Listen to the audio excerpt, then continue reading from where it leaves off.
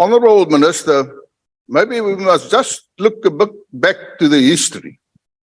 In the 90s, we kicked off with a green paper on defence, the Defence Review, and all the needs for the South African National Defence Force.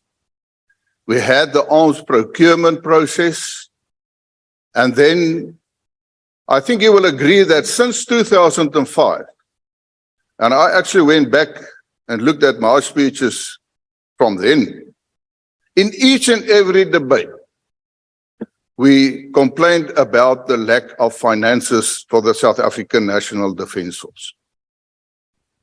And it is a valid argument to say that we need more money to ensure a functional and well-operational South African National Defence Force. And I supported it all these years.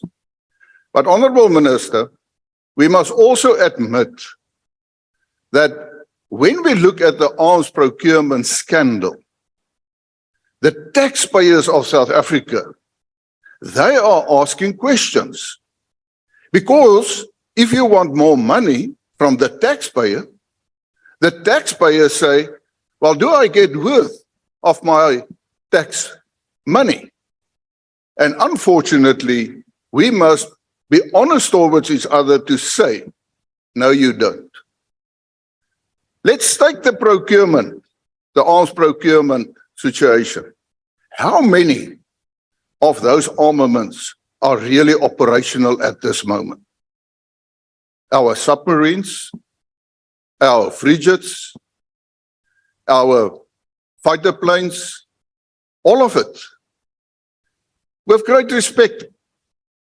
And it is sad to stand as a proud soldier to say, many went down the drain. They're not operational. And then you cannot blame the taxpayers of South Africa saying, we don't agree to give more money. I am worried when you just said that we will see that commanders must take responsibility. Why must we see to it? That is natural, that a commander must take full responsibility. Maar agbare minister, daar is, soos ons altyd in Afrikaans sê, daar is ook klein jakkelsies wat die wingerde verwoes. Ek het vir jou 'n vraag gevra. 'n Brigadier-generaal wat sedert 2017 op spesiale verlof is omdat daar kriminele klagtes teen haar is. 2017. In April maand hierdie jaar hardloop daar 'n kragopwekker by haar huis 24/7 in Centurion. Ek het vir jou 'n vraag gevra, jy het geantwoord. Dit is gestaak. Dit het die weermag R58.000 gekos van 1 April tot 20 April vir daardie brandstof en daardie kragopwekker. Dis die klein jakkelsies wat die publiek sien wat die wingerde verwoes. Honourable Chair, I want to come to the veterans of South Africa. You're a soldier, or you were a soldier, I'm a soldier, I was a soldier. We must have respect for our veterans.